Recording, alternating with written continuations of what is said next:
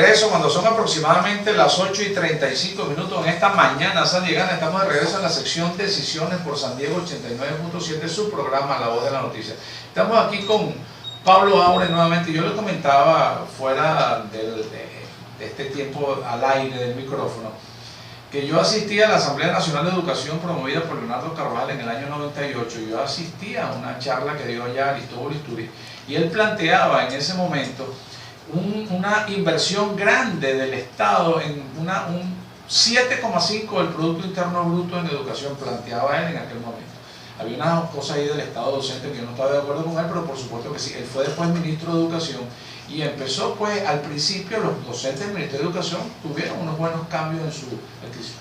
¿Cuál es el problema? A mi manera de ver, ¿cuál es el problema en las universidades? Que las universidades son contestatarias. Los muchachos de las universidades siempre han ido en oposición a los gobiernos. Pues entonces, como las universidades y los profesores universitarios no están conmigo, entonces yo les voy quitando el presupuesto. A mí me parece eso simple y llanamente criminal. Tú no puedes poner a la educación de un país en función de si te apoyan o no, porque precisamente estamos en democracia. Y eso tiene que ver con el otro planteamiento que tú hiciste, Pablo. Es decir, yo llego a una gobernación, a una alcaldía o a una presidencia y voy colocando personas de mi estricta confianza, y si no son de mi estricta confianza no puede ser. ¿Y dónde está la democracia? ¿Cómo vamos a hacer para romper estas cosas? Fíjate tú, si nosotros nos leemos la Constitución, la exposición de motivos de nuestra Constitución, cuando habla del sector educación, se debe invertir en la educación de acuerdo a los estándares mundiales. ¿Ok? Eso no lo está diciendo Pablo Aure, eso lo dijo el constituyentista del año 99. Es decir, hay que invertir en la educación de acuerdo a los parámetros internacionales. Aquí tú sabes cuánto gana un profesor universitario, un poco menos que un profesor de Haití. Es decir, bueno, $50, ahorita está ganando como $50. Nada, absolutamente nada. Bueno, un verdadero profesor universitario en otros países puede ganar $4.000, $5.000 al mes. Imagínate tú, de $50 a $5.000. Bueno, ahí, ¿cómo tú puedes exigirle a un profesor entonces que esté actualizado, que tenga todos los instrumentos necesarios, las herramientas, comprar libros? ¿Cuánto te cuesta un libro? ¿Cuánto te cuesta un laptop? ¿Okay? Un teléfono celular, ¿cuánto te cuesta para estar? Bueno, en las elecciones del 6 de diciembre recuerdo que el presidente Maduro junto con otras personas iban en algunas universidades con las ofertas de repartir canaimitas. No es más que tratar de comprar conciencia. Bien bueno que repartan canaimitas, digo yo. Pero yo recuerdo que en ese momento yo decía, mire, ¿es que acaso usted solamente le va a dar las canaimitas a los muchachos, a los estudiantes? ¿Ustedes saben cuánto gana un profesor? ¿Ustedes se han preguntado si un profesor tiene computador en su casa? ¿Ustedes se han preguntado si el seguro de la universidad, o imagínense el seguro que le puede cubrir a cualquier profesor de secundaria, le cubre para una apendicitis o atenderle el parto a la mujer?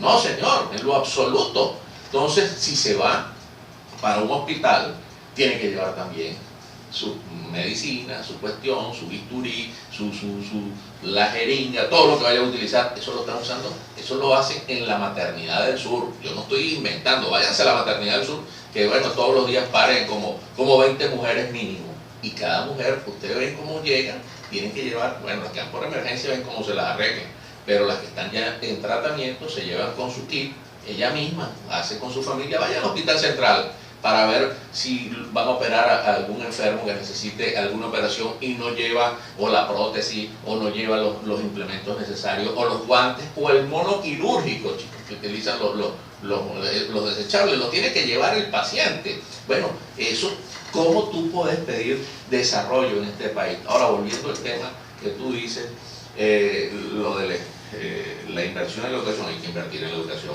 Volviendo al tema de la sucesión en los cargos de elección, eso es un vicio que tiene de un lado y del otro, ¿okay? Porque esto no es solamente de Chávez, cuando la constituyente que puso a su esposa, puso a su hermano, después eligieron al papá gobernador. En total, los Chávez eran los sabelotodos aquí en el país. De acuerdo que hablaban de un quino.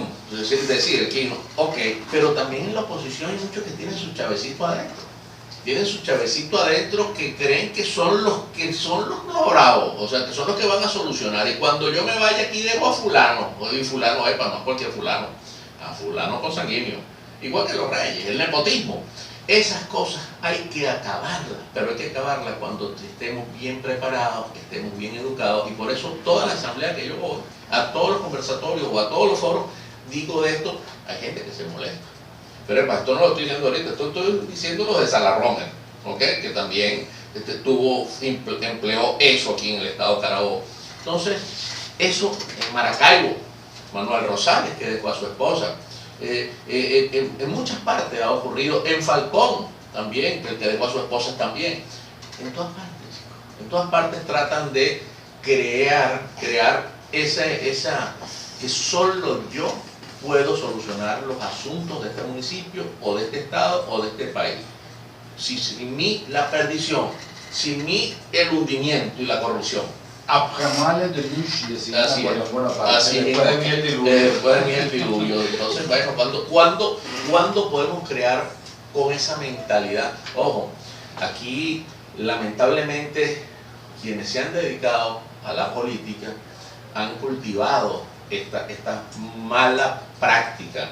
Por eso los ciudadanos tenemos que rescatar el valor de la política. Los ciudadanos comunes, aquí no, usted señora que me está escuchando y ahorita está planchando quizás o preparando el desayuno o no sé, o el que va manejando su carro, que va manejando su carrito ahorita o su carro, mire, vamos a involucrarnos todos en los asuntos políticos, porque por pensar que la política es mala, es que los malos se han incorporado en la política y tienen sometido a los buenos. Así que lo invito a ustedes, señor que está manejando, señora que está preocupada, que no sabe cómo le va a comprar, bueno, los uniformes a sus hijos cuando comiencen las clases, o cómo se va a mantener. Mire, si no nos organizamos y no tenemos una conciencia ciudadana, seguirán haciendo de este país y de los ciudadanos lo que le provoca a una camarilla de 3 o 4 o 5 personas. Yo efectivamente le comentaba a un gran amigo mío, y que hasta hace poco estaba en la fila de chavismo, fue profesor mío en el posgrado de literatura venezolana en la Universidad de Carabobo, Nelson Suárez, que fue director también de Puerto Cabello, y que en estos momentos está escribiendo unos artículos, lo que se llamaría el chavismo crítico, unos artículos muy fuertes en relación a la Maduro. Comentábamos en otra época, yo decía, Nelson, pero no puede ser que ustedes la línea política se las baje Chávez por televisión. Ustedes tienen que tener ámbitos de discusión. En aquel entonces era el MBR, y después se lo decía cuando era el PCV. Tiene que haber ámbitos de discusión. ¿Tú no te acuerdas? Le digo yo, cuando estábamos en el MIR, que nos la pasábamos peleando, eso era asamblea, y discutíamos, y se sacaba una línea y después se cambiaba. Igualito debe suceder en todos los ámbitos. Yo creo que ha habido una carencia de discusión. Yo estoy de acuerdo contigo en que de la antipolítica, mire en qué problema nos metimos por estar rechazando la política. No es un problema de antipolítica, es un problema de participación política y de apertura de la discusión, incluso en los espacios políticos. Los partidos políticos deben abrirle las puertas al viento fresco de la discusión, porque si no, si tú seleccionas a dedo, ahí es donde empiezan a haber los problemas que tú estás proponiendo. Así es, bueno, todo el mundo sabe quién es Pablo Aure. O sea, yo no soy una perita en dulce, ¿okay? Yo no lo soy, no la soy porque le digo las cosas en la cara a la gente. Y cuando le digo las cosas en la cara a la gente, le digo las cosas buenas y las cosas malas. Pero a la gente le gusta que le adulen, a la gente no le gusta que se le hagan críticas. Por supuesto, quien mata hierro no puede morir a sombrerazos. Contra mí también hay muchísimas críticas, bueno, las que sean bienvenidas, ¿okay? Porque quien critica tiene que respetar y tolerar las críticas. Te digo esto por lo siguiente: aquí uno hace observaciones, para no hablar de críticas. Cuando tú le haces observaciones al gobierno, te dicen que tú eres un golpista, que tú eres tienes sueldo de la CIA, que la CIA te mantiene, que bueno, tú estás planificando un golpe, un terrorista, lo que sea, ¿no? Un desestabilizador, y te enseñan la llave del candado de la cárcel para meterte en la cárcel.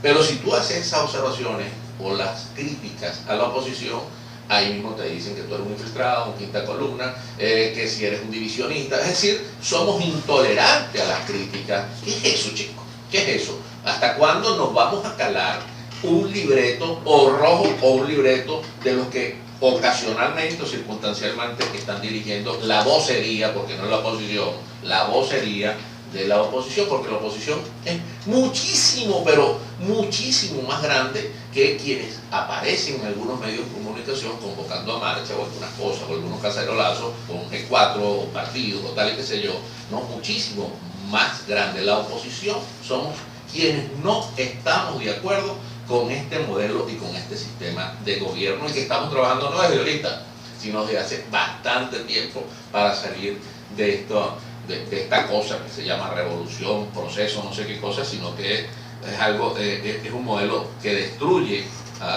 no solamente la economía, sino inclusive la convivencia social, que nos han separado entre rojos y amarillos, que nos han separado como hermanos, que nos han separado como venezolanos. Yo estoy, o sea, trabajando, igual que tú, estoy seguro, Leonardo, y muchísimos ciudadanos, por construir una Venezuela donde todos quepamos, donde el momento de la diferencia sea un momento electoral solamente, el momento de la diferencia sea que lo podamos hacer sin caernos a palo, ni a piedra, ni nada de esas cosas, ni nos estemos tirando zancadillas. Que bueno, que convenzamos con la idea y no a fuerza de amenaza. Una loable idea según la cual nosotros tenemos que ser muchísimo más tolerantes con aquellas personas que de alguna manera no concuerden con nuestras ideas, tanto de oposición hacia el gobierno, dentro de la misma oposición, dentro de los mismos sectores del gobierno que ahora tienen divergencias. Vamos a tratarnos mejor, porque verdaderamente en este país cabemos todos, y para poder proponer una alternativa distinta donde no haya una, vamos a decir, una intolerancia política, no podemos ser intolerantes entre nosotros mismos. En estos momentos hay una campaña de descrédito con sectores de la oposición porque supuestamente están negociando con el gobierno, y entonces en las redes unas cosas terribles. Quiero que te pronuncies al respecto sobre esto que está pasando en estos momentos. En estos momentos, al regreso, porque ahorita vamos a ir a publicidad.